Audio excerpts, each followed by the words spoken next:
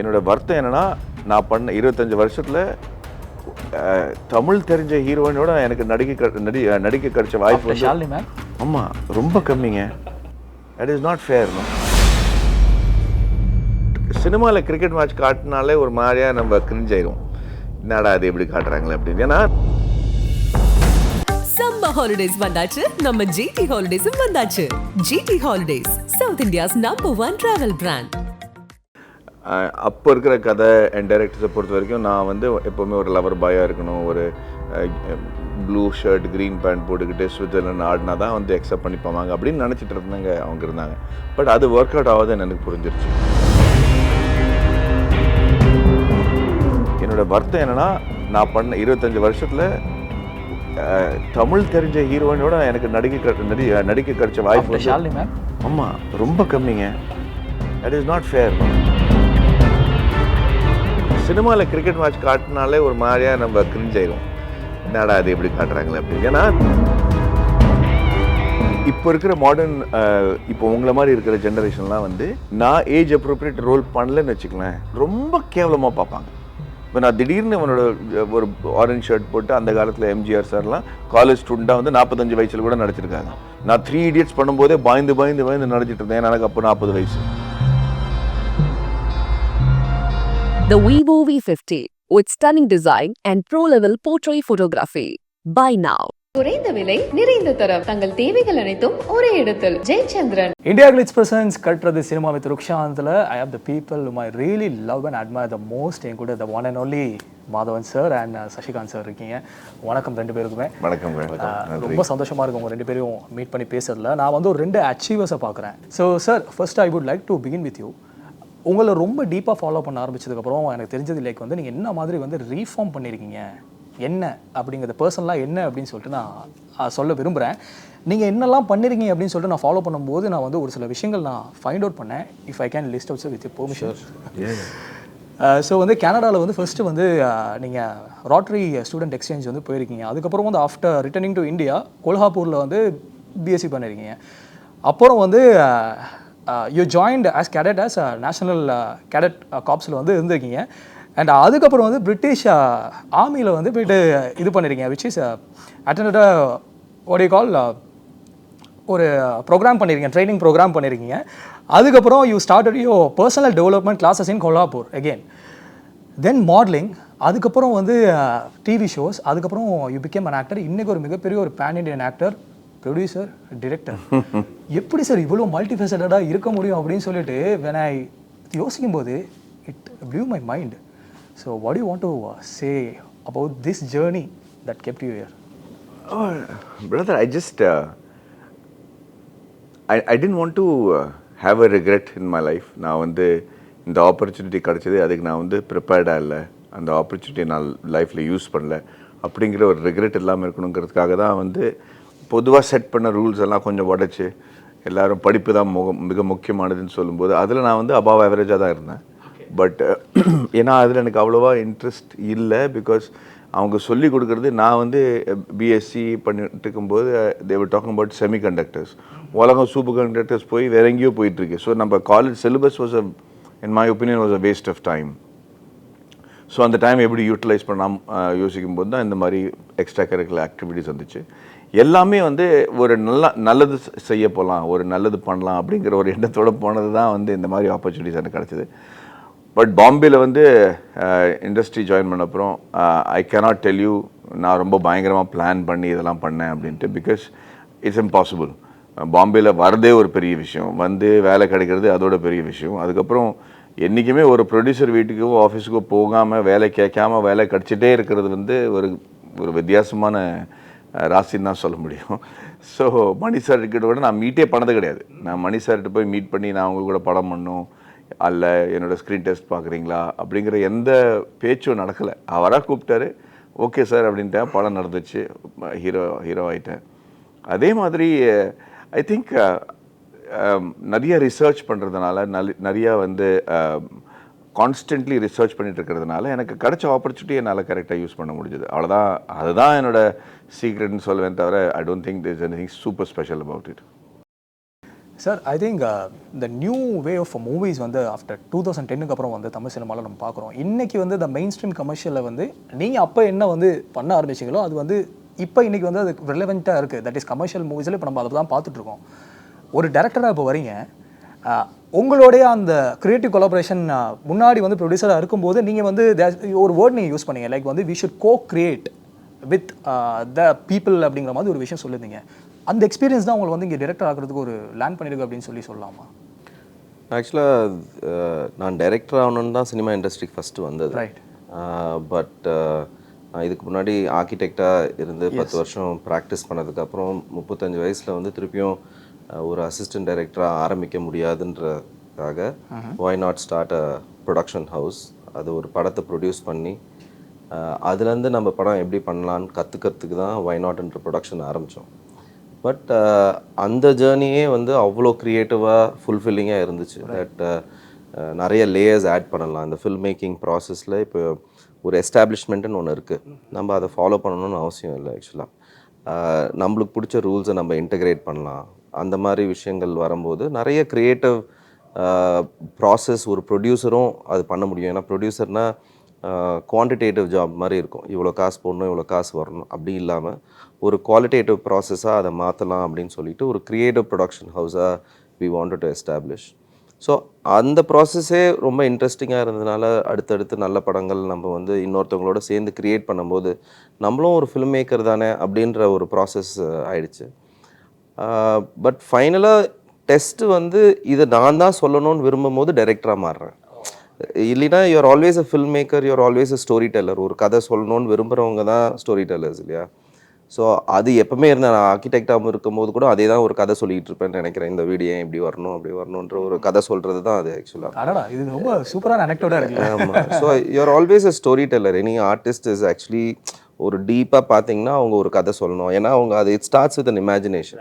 ஒரு விஷயம் பண்ணணும். தே ஆர் தேர் ஃபர்ஸ்ட் ஆடியன்ஸ்னு சொல்லுவாங்க. வென் ஐ யூஆர் ஸ்டோரி டெல்லர்னா you become your first audience.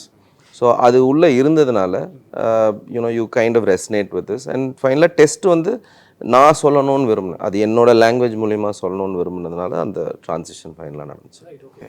So I think நான் உங்கள் 2 பேருக்கு நான் காமனாக பார்க்குறது வந்து இந்த பிரேக்கிங் த பவுண்ட்ரிஸ், அதாவது அந்த ஒரு கிரவுண்ட் லெவலில் இருக்க ஒரு விஷயத்தை வந்து அப்படியே பிரேக் பண்ணிட்டு வருதான். அது எவ்ரி டைம் லைன்லையும் மேடி சார் அது உங்கள் கரியரில் அது நடந்திருக்கு. அதை பார்க்கும்போது ரொம்ப நல்லா இருந்தது. அண்ட் நீங்கள் அஃப்கோர்ஸ் நான் சொல்கிற மாதிரி தான், திடீர்னு வந்து ஒரு ரன் வரும், ஒரு பேரலாக கண்ணத்தில் முத்தமிட்டால் வரும், ஒரு நலதமேந்தி வரும், ஒரு ஆயுத எடுத்து வரும். கான்ட்ராஸ்ட்டாக இருக்கும், எதுக்குமே சம்மந்தம் இருக்காது. அதே மாதிரி இங்கே நம்ம ஒரு காவிய தலைவன் பார்ப்போம், அப்புறம் வந்து மச்சேரியில் வந்து ஒரு வாக் அவுட்டர் கட்டிங் இருக்கும், திடீர்னு பார்த்தா ஒரு ஏழை வருது, இல்லைனா ஒரு ஜெகமேந்திரம் வருது. இதுவுமே வந்து ரொம்ப டிஃப்ரெண்ட்டான ஒரு இது தான். 2 பேரும் இன்ட்ராக்ட் பண்ணும்போது இந்த பேஷன் டுவார்ட்ஸ் மூவிஸ் பற்றி நிறையா பேசியிருப்பீங்க. லைக் நீங்கள் வந்து இவர் கூட பேசும்போது உங்களுக்கு கிடைச்ச அவரோட எனர்ஜி, நீங்கள் மேடி சார் கூட இன்ட்ராக்ட் பண்ணும்போது அந்த கிடைச்ச எனர்ஜி, ஸோ அதை பற்றி கொஞ்சம். நீங்கள் சொல்கிற மாதிரி வெவ்வேறு கதாபாத்திரங்கள் ப்ளே பண்ணும்போது அந்த லைஃப்பில் இருக்கிற அந்த லைஃப் எக்ஸ்பீரியன்ஸ், அந்த அனுபவங்களை யூஸ் பண்ணி அதை எப்படி ரியலாக ஆக்கலாம், மக்களுக்கு அதை எப்படி அக்செப்ட் பண்ண வைக்கலாங்கிறது வந்து என்னோடய சேலஞ்சாகவே இருந்துச்சு. இதை வந்து என்னோடய பேக்ரவுண்டில் கிடச்ச எனக்கு எக்ஸ்பீரியன்ஸ்னால வெவ்வேறு கதாபாத்திரங்கள் என்னால் செய்ய முடிஞ்சுது. பட் போக போக நான் என்னோடய ஸ்ட்ரெங்க்ஸ் என்னோட அட்வான்டேஜஸ் என்னவாக இருந்துச்சோ அது வந்து என்னால் சினிமாவில் காட்ட முடியல. பிகாஸ் அப்போ இருக்கிற கதை அண்ட் டைரக்டர்ஸை பொறுத்த வரைக்கும் நான் வந்து எப்போவுமே ஒரு லவர் பாயாக இருக்கணும், ஒரு ப்ளூ ஷர்ட் க்ரீன் பேண்ட் போட்டுக்கிட்டு ஸ்விட்சர்லாண்ட் ஆடினா தான் வந்து அக்செப்ட் பண்ணிப்பாங்க அப்படின்னு நினச்சிட்டு இருந்தாங்க. பட் அது ஒர்க் அவுட் ஆகாதுன்னு எனக்கு புரிஞ்சிருச்சு. ஸோ ஒரு 4 வருஷம் கேப் எடுத்துகிட்டு இறுதி சுற்றுங்கிற படம் பண்ணலான்னு முடிவு பண்ணோம். அப்போ தான் நான் வந்து சசியை மீட் பண்ணேன். சசியை மீட் பண்ணும்போது எனக்கு என்ன ரியலைஸ் ஆச்சுன்னா, நான் என்ன சாதிக்க விரும்புகிறேனோ, நான் எந்த மாதிரி கதை சொல்ல விரும்புகிறேனோ, எந்த மாதிரி கான்டென்ட் க்ரியேட் பண்ண விரும்புகிறேனோ அதுக்கும் அவருக்கும் பயங்கர ஒரு ஒத்துமை இருந்துச்சு. அவர் பேசுகிற விதம், அவரும் இண்டஸ்ட்ரியை பார்க்குற விதம், அவருக்கும் இருக்கிற அந்த ஆதங்கம், ஒரு மாற்றணுமே எல்லாம் போரிங்காக இருக்கே அப்படிங்கிற ஒரு கோவம், we hate the same feeling. So அப்போ தான் வந்து யாருமே இறுதி சுற்றுங்கிற ஒரு படத்தை தொடாமல் இருக்கும்போது இவர் வந்து நான் அதை ப்ரொடியூஸ் பண்ணுறேன்னு சொன்னார். அன்னிலேருந்து நம்ம வந்து பேச ஆரம்பிச்சிருக்கோம். And I just realise that இறுதி சுற்று, அதுக்கப்புறம் விக்ரமே தான் இது டெஸ்ட். ஆமாம், கிட்டத்தட்ட 10 வருஷம் இல்லை கரெக்டாக? We met in 2013. So 12 years ஆயிடுச்சு. 12 years, 12 years, ஆமாம். And we've constantly been in touch. நான் என்ன பண்ணுறேன்னா அவருக்கு வந்து போட்டு காமிப்பேன். ராக்கெட்டு ஃபுல்லாக அவர் வந்து என்ன சப்போர்ட் பண்ணியிருக்காரு. அட் த சேம் டைம் அவர் எதாவது பண்ணானா எனக்கு போட்டு காமிப்பார். And he was doing brilliant work, you know, from Tamil படம் டு மண்டேலா டு எல்லாமே பாருங்களேன், ஒரு வித்தியாசமான செட்டிங்கில் பண்ணியிருக்காரு. And up to Vikram Vedha. So I thought he energized me with the way he was talking and what he had thought. So நம்ம ரெண்டு பேரும் ஃபோனில் பேசினா சத்தமே நான் ஃபோன் பண்ணும்போதே இவருக்கு தெரியும், இப்போ இந்த ஃபோன் நம்ம எடுத்தோன்னா கிட்டத்தட்ட 3 மணி நேரம் பேச போகிறோம் அப்படின்ட்டு. அதனால் எடுக்காமே இருப்பார். நானும் அதே மாதிரி இருப்பேன். பட் ஒரு வாட்டி ஃபோன் எடுத்தால் அது தன்னறியாமல் அவ்வளோ ஒரு ½ hour 1 hour போயிட்டே இருக்கும். வாட்டர் ஃபால் மாதிரி ஓடிட்டே இருக்கும். ஆமாம் ஆமாம். ஆக்சுவலாக அது இம்பார்ட்டன்ட் ஜங்ஷனில் மேடி சார் மீட் பண்ணிருக்கீங்கன்னு நினைக்கிறேன் சார். எனக்கு அது பெரிய கோயின்சிடென்ஸ். அது ஆக்சுவலாக 2 பேருக்குமே ஒரு இறுதி சுற்று மாதிரி தான் இருந்துச்சு அது அந்த டைமில். ஐ மீன் we were going through a difficult phase. ஒரு லேர்னிங் ஃபேஸ்ன்னு நினைக்கிறேன் அது ஆக்சுவலாக. ஸோ மேடி வந்து இது அவர் சொன்னதெல்லாம் சினிமா ரிலேட்டடாக சொல்கிறது ஒன்று. ஆனால் his journey I could understand his thing because நானும் வந்து ஒரு ப்ளூரலாக லைஃப்பை லீட் பண்ணணும்னு பார்க்குறேன். அதாவது ஒரு விஷயம் மட்டுமே லைஃபாக இருந்துடக்கூடாது, இப்போ பல விஷயங்களை பண்ணியிருக்கணும் அப்படின்ட்டு. So I also done about 10 professions in my life. வேறு இது பண்ணணும், ஆண்டர்ப்ரனரியலாக இருந்திருக்கேன். அது அந்த சீக்கிங் இருக்குது இல்லையா. சினிமா தாண்டி லைஃப் எக்ஸ்பீரியன்ஸை வந்து எடுத்துன்னு வர்றது தான் மேடியோட ஃபோட்டோவே. He keep saying what I'm outside the film industry is what makes me the person inside இல்லையா. அதுதான் வாஸ் த கிரேட்டர் கனெக்ட். எப்போ மீட் பண்ணாலும் சும்மா சினிமாவில் நடக்கிற காசு பற்றியே பேசிகிட்டு இருக்கிறத தாண்டி we talk everything else. World பாலிடிக்ஸ்லேருந்து எல்லாத்துக்கும் வந்து போட்டுக்கிட்டே இருப்போம் ஆக்சுவலாக. ஸோ வெறும் ஒரு ப்ரொஃபஷன் மட்டும்னால நம்மளை என்ரிச் பண்ணுறவங்க வந்து அது ப்ரொஃபஷன் தாண்டி ஒன்றுமே இருக்காது. பட் லைஃப் நம்ம ஜேர்னியில் வந்து சில பேரை மீட் பண்ணும்போது they enrich us through their other experiences, right? So that was a greater connect. எனக்கு ரொம்ப ஃப்ரெஷ்ஷாக இருந்தது ஆக்சுவலாக. யூனோ ஃபார் அந்த மாதிரி ரொம்ப ஃபியூ பீப்புள் தானே இருப்பாங்க ஆக்சுவலாக. So there was an instant connect. And அது இந்த சினிமா இண்டஸ்ட்ரியில் யூஸ்வலாக சொல்கிற விஷயம் நாங்கள் பெஸ்ட் ஆஃப் ஃப்ரெண்ட்ஸு, ஃபேமிலி மாதிரி. ஆனால் உண்மையிலே ஃபேமிலி வந்து அந்த மாதிரி தான் ஆக்சுவலாக. So my mother is more in touch with her. இன்னைக்கு காலையில் கூட வீட்டிலேருந்து கிளம்போது என்ன யாரோட ஷூட்டிங்னு இதுனா மேடியோட தான் இருக்கான்னு. என்ன அவனுக்கு எனக்கு ஃபோனே பண்ணலையே. அதுதான் ராத்திரி 2 ஷூட் பண்ணிட்டீங்க. ஸோ இப்படி தான் இருக்கும் ஆக்சுவலாக. So it's we share that kind of relationship. Great. So இப்போது டெஸ்ட்டை பற்றி நம்ம பேசும்போது கிரிக்கெட் அஃப்கோர்ஸ் டெஸ்ட் கிரிக்கெட் வந்து teaches us lot of discipline அப்படின்னு சொல்லிட்டு எல்லாருமே ஒரு விஷயத்த சொல்லுவாங்க. இன் காமனாக அந்த டெஸ்ட் அப்படிங்கிற ஒரு விஷயத்த வந்து சொல்லும்போது சார் ஐ திங்க் நீங்கள் கிரிக்கெட் பற்றியும் நிறைய ஷேர் பண்ணலாம், படத்தை பற்றி ஷேர் பண்ணலாம், இன் ஜென்ரலாக நீங்கள் என்ன வேணாலும் சொல்லலாம். என்ன சொல்லணும்னு நினைக்கிறீங்க த டெஸ்ட் அப்படிங்கிற அந்த விஷயத்தை பற்றி பேசும்போது? ஐ மீன் அதான் நம்ம வந்து ஜென்ரலாக when we were developing the film or stuffல நம்ம லைஃப்பில் ஒரு டெஸ்டிங்கான ஒரு டைம் வரும்ல. அப்போ வந்து நம்ம வந்து அந்த டெஸ்ட்டை பற்றி யோசிப்போமே தவிர அதனால் என்ன பலன்றது நம்மளுக்கு தெரியாது. Because that's not how you look at it. But ஒருத்தருக்கும் அவங்க லைஃப்பில் ஒரு டெஸ்ட் வரும்போது அது என்ன பண்ணுதுன்னா நீங்கள் உண்மையிலேயே யாருன்றதை உங்களுக்கே எடுத்து காட்டும். அது ஆக்சுவலாக அதுதான் டெஸ்ட்டுன்றது வந்து உங்களை டெஸ்ட் பண்ணுறது மட்டும் கிடையாது, நீ யாருன்னு உங்களுக்கு தெரியணும்ல. இப்போ ரோட்டில் ஒருத்தன் எப்போ என்னோடய ஃபேமஸ் லைன் என்னென்னா, ரோட்டில் நீங்கள் நடந்து போயிட்டுருக்கீங்க, டக்குன்னு தெரியாமல் ஒருத்தன் வந்து கத்தி உங்களை குத்த வரான்னா நீங்கள் ஓட போகிறீங்களா, காலில் விழ போகிறீங்களா, இல்லை அவனை திருப்பியும் அடிக்க போகிறீங்களான்றது உங்களுக்கு தெரியாது. ஸோ நீங்கள் யாருன்றது அந்த டெஸ்ட்டு நடந்தால் மட்டும்தான் உங்களுக்கே தெரியும். Alright, okay. Right, so I think both of us have gone through testing times in our life, right? அது ஒரு எசென்ஷியல் பார்ட். அது யார் ஆட்டோ ரிக்ஷா பர்சன்லேருந்து இப்போ சஹாரா பாஸ் வரையும் அந்த டெஸ்டிங் டைம்ஸ் இருக்கும் ஆக்சுவலாக. அது அந்த டெஸ்ட்டுன்றது லைஃப் வந்து will find a way to test you. அதுதான் படத்தோட தீம். நீ ரோட்டில் போகிற மனுஷனாக இருந்தாலும் சரி, ராஜாவாக இருந்தாலும் சரி, ஆனால் ஒரு நாள் லைஃப் ஒன்று டெஸ்ட் பண்ணும். அது நீ யாருன்னு உனக்கு தெரிய வைக்கும். So you just have to go with the flow இல்லையா. So I think that is the central theme of the idea, and the test in cricket reflects the test in life. இல்லையா. So that is the core of the film. Right, okay. Hero யார் villain யாருன்னு அவங்க decide பண்ணிக்கிறோம். அது டேக்லைனாக கூட இருக்குல்ல. ஆமாம், அது அந்த சிச்சுவேஷனில் இப்போது நார்மலாக வந்து இப்போது நீங்கள் ஆஃபீஸ் போகிறீங்க, உங்களுக்கு ஒரு கேள்வி வருது, நீங்கள் பண்ணுற ப்ரொஃபஷன் உங்களுக்கு இம்பார்ட்டண்ட்டா இல்லை உங்கள் வீட்டு குழந்தை இம்பார்ட்டண்ட்டான்னு ஒரு கேள்வி கேட்டால் இதுக்கு வந்து யாரும் யோசிக்க கூட மாட்டாங்கல்ல, குழந்தை தானே சொல்லுவாங்க. ஆனால் அதே சுச்சுவேஷனில் ஒரு ஒரு பெரிய நேஷ்னல் லெவல் கிரிக்கெட்டரோ ஏதோ இருந்தோம், ஏன்னா விராட் கோலி அந்த மாதிரி தான். அவங்க அப்பா இருந்தபோது அன்றைக்கி நைட் காலையில் போயிட்டு அவர் விளையாட ஆரம்பிச்சிட்டாரு. எது இம்பார்ட்டன்ட்ன்றது உங்களுக்கு தெரியாது. அந்த சுச்சுவேஷன் வரும்போது அவன் ஒரு சாய்ஸ் பண்ணணும்ல, திருப்பியும் நான் போய் விளாடணுமா இல்லை நான் இந்த வேலையை பார்க்கணுமான்றது ஒரு நடக்கும்ல. ஸோ அப்போ நீங்கள் வீட்டில் வில்லன் ஆகிடுவீங்க. என்னடா இது உங்கள் அப்பா இறந்து போயிருக்காரு, நீ மாட்டுன்னு பேக்கை பார்த்துட்டு போறியேன்னு சொல்கிறது வந்து அந்த சுற்றி இருக்கிறவங்களுக்கு நீங்கள் வில்லன் தானே. இவ்வளோ கஷ்டப்பட்டு வளர்த்தவரை நீ விட்டுட்டு போறியேன்னு சொல்கிறது வில்லன் தான். பட் ஆனால் வெளியில் போனால் இந்த நாடே வந்து உன்னை ஹீரோ மாதிரி பார்க்குதில்ல. ஸோ அது ஒரு சுச்சுவேஷனில் யார் பார்க்குறான்றது பொறுத்து தானே இருக்குது. So I think that is what we were trying to tell as well. Can't ask for a better title, Maddy sir. Like test.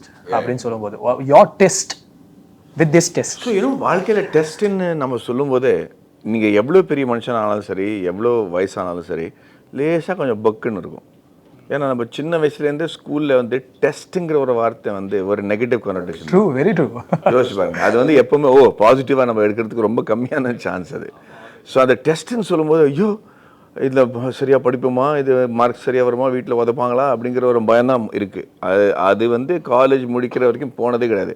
அதுக்கப்புறம் டெஸ்ட்டு பேரை மாற்றி எக்ஸாமினேஷன்னாங்க, அப்புறம் என்ட்ரன்ஸ் டெஸ்ட்டுனாங்க. ஆனால் எல்லாத்துலேயும் அந்த டெஸ்ட் இருக்குது.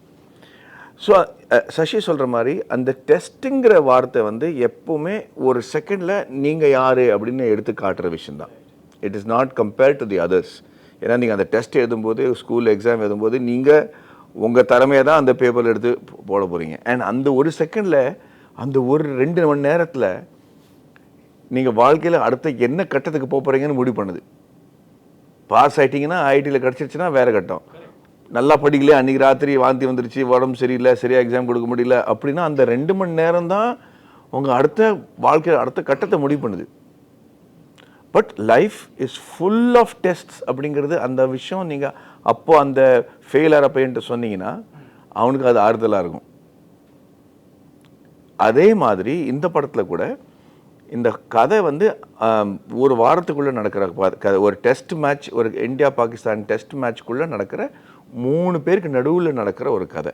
3 இல்லை 4 பேர் நடுவில் இருக்கிற ஒரு கதை.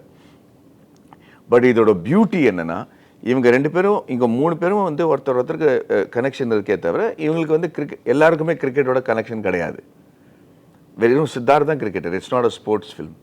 பட் இந்த 3 பேரோட வாழ்க்கையை வந்து அந்த எப்படி அந்த 6 நாள் டெஸ்ட் அப்படியே புரட்டி போட்டு இவங்களை வந்து எப்படி தன்னை யாருன்னு அறிய வைக்கிறது, எப்படி வந்து அவங்க அதை அக்செப்ட் பண்ணிக்கிறாங்க, இல்லை ஒருத்தர் செய்கிற ஒரு விஷயத்தினால இன்னொருத்தரோட வாழ்க்கையில் எவ்வளோ பெரிய பாதிப்பு வருது அப்படிங்கிறது இன்டென்ஷன் இல்லாமல் அந்த மாதிரி ஒரு கனெக்ஷனான ஸ்கிரிப்ட் எழுதுனதுனால I thought it was very unique. And actually இந்த மாதிரி ஒரு படத்துக்கு வந்து ஒரு ட்ரெய்லர் பண்ணுறதே ரொம்ப கஷ்டம். பிகாஸ் நம்ம எது சொல்லணும், எதை சொல்ல முடியாது, எது இம்பார்ட்டண்ட் இல்லை, எப்படி அட்ராக்ட் பண்ணும் அப்படிங்கிறதுலாம் நிறைய விஷயங்கள் இருக்குது. So it was a very challenging job. I think they've done a brilliant job. படம் அவருக்கு வந்து டெஸ்ட் வந்து இந்த படத்தை நம்ம பண்ணலாமா இல்லையான்றது தான் பெரிய டெஸ்ட். அது அப்புறம் எப்படி பண்றது, so there was a lot of test, but it's nice. And the meta idea of the film tested us actually. அப்படியே இழுத்து ஒரு 9 months அந்த ப்ராசஸ்ல வந்து we had to find that balance and it never got over. ஆமாம், start பண்ணுறதுக்கே 9 months, அப்புறம் start பண்ணி 3 மாதத்தில் டக்குன்னு முடிஞ்சிருச்சு. இவ்வளோ பெரிய காஸ்ட்டை வச்சுக்கிட்டு நயன்தாரா, நான், சித்தார்த் எல்லாமே சேர்ந்து, மீரா ஜாஸ்மின், ஏன்னா அவங்க பெங்களூரில் என் கூட ஷூட் பண்ணல, அதுதான் நான் அந்த பேர் சொல்ல. பட் மீரா ஜாஸ்மின், சித்தார்த்தெல்லாம் பெங்களூரில் ஷூட் பண்ணாங்க. நான் வந்து சென்னையில் பண்ணதுனால எல்லாத்தையும் சேர்த்து 3 மாதத்தில் நம்ம டக்குன்னு படத்தை முடிச்சிட்டோம். எந்த ஒரு நாளும் ஷூட் கேன்சல் ஆகலை, ஒரு நாளைக்கு வந்து எக்ஸ்டென்ஷன் ஆகலை, ஒரு நாளைக்கு ஏதோ பாதிப்பு வந்து நம்ம கொஞ்சம் சேஞ்ச் பண்ணிக்கலாம் அப்படிங்கிறது நடந்ததே கிடையாதுல்ல நம்ம செட்டில். சரி, அப்படி அட்லீஸ்ட் 9 months நம்ம இன்னும் மெனக்கட்டாக கூட இது கரெக்டாக ஷூட்டிங் முடிச்சுட்டு நினைக்கும் போது ஒரே ஒரு பிட் பாக்கி இருந்துச்சு, விச் வாஸ் ஷூட்டிங் இந்த ஸ்டேடியம், அந்த ஆக்சுவல் சின்னசாமி ஸ்டேடியம். அது வந்து நம்ம ஏன் அப்படி சொல்ல, sorry, Chepauk stadium, right. And இந்த படத்தில் ரியலிசம்காக நம்ம ரொம்ப போராடி இருக்கோம், பயங்கரமாக போராடி இருக்கோம். லுக்லேருந்து, பேசுகிற விதத்துலேருந்து, லொக்கேஷன்லேருந்து எல்லாமே ரியலிஸ்டிக்காக இருக்கணும். அப்போ தான் இந்த டெஸ்ட்டோட அருமை தெரியும் அப்படிங்கிறதுக்காக. ஸோ இந்த கிரிக்கெட் மேட்ச் கூட எங்கள் எல்லோரும் நம்ம 2 பேருக்குமே சினிமாவில் கிரிக்கெட் மேட்ச் காட்டினாலே ஒரு மாதிரியாக நம்ம கிரிஞ்ச் ஆயிரும். என்னடா அது எப்படி காட்டுறாங்களே அப்படின்னு. ஏன்னா நம்ம எல்லாரும் தினம் ஐபிஎல் பார்க்குறோம், டெஸ்ட் பார்க்குறோம், ஒன் டே பார்க்குறோம். அதில் வந்து கேமரா ஆங்கிளுக்கு ஒரு லாங்குவேஜ் இருக்குது. இவன் பவுலிங் பண்ணும்போது முதல்ல வைடு இருக்கும், அப்புறம் கிட்ட இருக்கும், அப்புறம் பேட்ஸ்மேனோட க்ளோஸ்அப் இருக்கும், அதுக்கப்புறம் பால் பேன் பண்ணுவாங்க. இது லாங்குவேஜ் இருக்கு இல்லையா, அது காட்டினா தான் நமக்கு அந்த டெஸ்ட் மேட்சோட அருமையை புரியும். இதுக்கு இடையில ஒரு சீனும் நடந்துட்டு இருக்கும், வேற சீனு. ஸோ இந்த எடிட்டில் வந்து நம்ம அதை ரொம்ப ரியலிஸ்டிக்காக ஷூட் பண்ணிட்டு இவர் கிட்டத்தட்ட 6 மாதம் ட்ரைனிங் எடுத்திருக்காரு.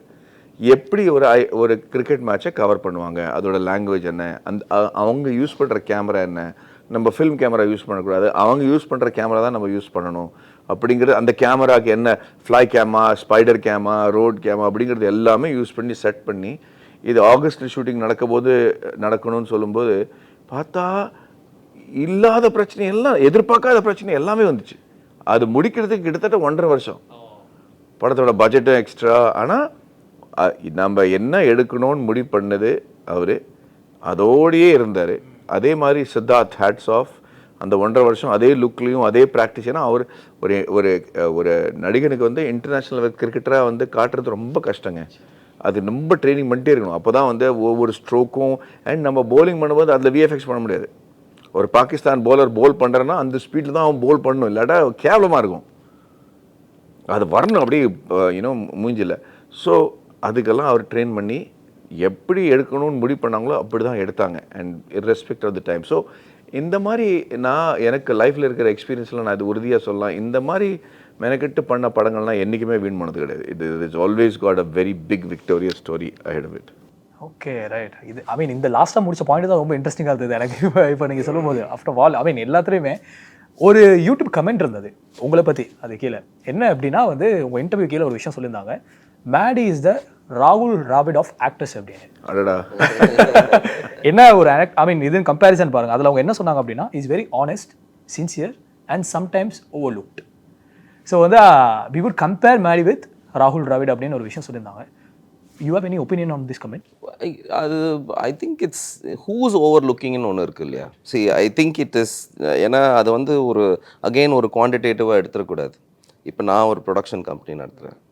நான் வந்து இப்போது லாஸ்ட்டு 8 வருஷத்தில் நான் என்ன படம் பண்ணுறேன், அதில் எந்த படத்துலலாம் மேடியை இன்வால்வ் பண்ணணுன்னா I've involve in only in the best films. இறுதி சுற்றா இருக்கட்டும், விக்ரமேதா இருக்கட்டும், டெஸ்ட்டாக இருக்கட்டும். So it is not the person who's in his shoes, but the person who's ignoring who needs to answer that இல்லையா.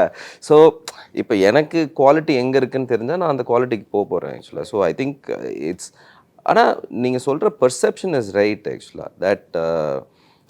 ஆனால் if you look at it, இத்தனை quality படங்கள் தான் ஒரு இண்டஸ்ட்ரியில் ஒரு வருஷத்துக்கு வரோன்ற ஒரு லாஜிக்கும் இருக்குது ஆக்சுவலாக. You can be in all the places everywhere ஆக்சுவலாக, right? And if the industry is not like, for example, he is very particular about age relevant roles and he keeps saying என் ஏஜுக்கு என்னோட இதுக்கு அது கரெக்டாக இருக்கணும் அப்படின்றது. ஸோ இன்றைக்கி யார் வந்து who's writing roles who are in their middle age 45 to 55 என்ன ரோல்ஸ் பண்ணுறாங்க ஆக்சுவலாக.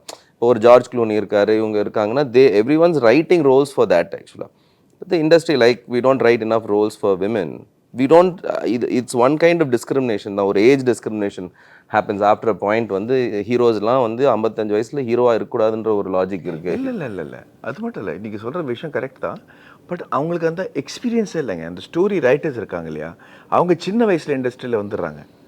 அந்த லைஃப்பில் இருக்கிற அனுபவத்தில் அவங்க யாரை வந்து மென்டராக வேலை செய்கிறாங்களோ, பாரதிராஜா சாரா இல்லை மணி சாரோ, அவங்க அந்த சிச்சுவேஷன் வந்தப்புறம் அதுக்கப்புறம் அவங்க லைஃப் எக்ஸ்பீரியன்ஸ் வந்து நின்று போகுது. அவங்க இண்டஸ்ட்ரியில் வந்ததுனால அவங்களுக்கு வந்து சரி, நம்ம ஒரு 55-year-old மேனோட interaction, somebody who's gunning and becoming successful or somebody, அவங்களோட இன்ட்ராக்ஷன் இவங்களுக்கு இல்லையே. they don't know how to write his story. இப்போ நான் சுந்தர் பிச்சை பற்றி ஒரு கதை எழுதுங்க அப்படின்னு சொன்னால் அந்த லைஃபு புரியறதுக்கே ஒருத்தருக்கு வந்து ஒரு லைஃப் டைம் எக்ஸ்பீரியன்ஸ் வேணும் இல்லையா. ஏன் சுந்தர் பிச்சை தமிழன் இல்லையா, இல்லை இந்திரா நூரி சென்னையிலேருந்து இல்லையா, இல்லை சத்யநடலா சென்னையில் படிக்கலாம், இவங்க எல்லாருமே தமிழ்காரங்க தானே. விஸ்வநாதன் ஆனந்த் எல்லாமே சார் நீங்கள் பாருங்களேன், விவேக் ராமசாமிலேருந்து எல்லாருமே தமிழ்காரங்க தான். ஸோ அப்படி இருக்கும்போது அவங்கள பற்றி ஒரு கதை எழுதுனா நம்ம சென்னையிலேருந்து யார் எழுத வைப்போம்? அந்த எக்ஸ்போஜர் யாருக்கு இருக்குது? ஸோ அதே மாதிரி ஒரு ஏஜ் குரூப்பில் இருக்கிறவங்களுக்கு வந்து ஸ்டோரி எழுதுறதுக்கு அந்த எக்ஸ்பீரியன்ஸ் வேணும். ஒரு எக்ஸ்பீரியன்ஸ்ட் லைஃப் எக்ஸ்பீரியன்ஸ்டு ரைட்டர் தான் அதை எழுத முடியும். பட் என்ன ப்ராப்ளம்னா அந்த இப்போ இருக்கிற மாடர்ன் இப்போ உங்களை மாதிரி இருக்கிற ஜென்ரேஷன்லாம் வந்து நான் ஏஜ் அப்ரோப்ரியேட் ரோல் பண்ணலன்னு வச்சுக்கலேன், ரொம்ப கேவலமாக பார்ப்பாங்க. இப்போ நான் திடீர்னு அவனோட ஒரு ஆரஞ்ச் ஷர்ட் போட்டு அந்த காலத்தில் எம்ஜிஆர் சார்லாம் காலேஜ் ஸ்டூடெண்ட்டாக வந்து 45 வயசில் கூட நடிச்சிருக்காங்க. நான் 3 Idiots பண்ணும்போதே பயந்து நடிச்சிட்டு இருந்தேன். எனக்கு அப்போ 40 வயசு. ஸோ அது நான் பண்ணேன்னா நான் ஒரு மேம் ஆயிடுவேன். அந்த படத்தில் உங்களுக்கு மரியாதையே இருக்காது. So I have to be very careful. ஆமாம், and I have to be very careful who the heroine is. அவங்க வந்து கரெக்டாக இருக்காங்களா, நானும் அவங்களுக்கு பேசும்போது ஃப்ரேமில் கரெக்டாக தெரியுமா அப்படிங்கிறதுலாம். அதனால so and I did this with Nayanthara. It was amazing. ரொம்ப நாளுக்கு அப்புறம் ஒரு பயங்கரமான கோஸ்டாரோட வேலை செய்கிறதுக்கு எனக்கு வாய்ப்பு கிடைச்சிது. பிகாஸ் அவங்க தமிழ் பேசுவாங்க. பிரதர், நான் என்ன சொல்ல வரேன்னா, அம்மா நல்லா தமிழ் பேசுவாங்க. வசனங்கள்லாம் வந்து டயலாக்ஸ் எல்லாம் ஞாபகம் வச்சுக்கிட்டு செட்டில் வந்து குமுதாவாக தான் வருவாங்க. என்னோட வருத்தம் என்னென்னா, நான் பண்ண 25 வருஷத்தில் தமிழ் தெரிஞ்ச ஹீரோயினோட எனக்கு நடிக்க கிடைச்ச வாய்ப்பு வந்து ஆமாம் ரொம்ப கம்மிங்க. That is not fair. No, it's not fair. Absolutely, yeah, it's not fair, brother, you know. To end the test பற்றி அஃப்கோர்ஸ் நம்ம நிறைய விஷயம் பேசியிருந்தோம். ரொம்ப கம்மியான டைம் இருக்குது அப்படிங்கிறனால நம்ம ஃபர்தரான விஷயங்கள் டச் ஆன் பண்ண முடியல. But thank you so much for your valuable time sir.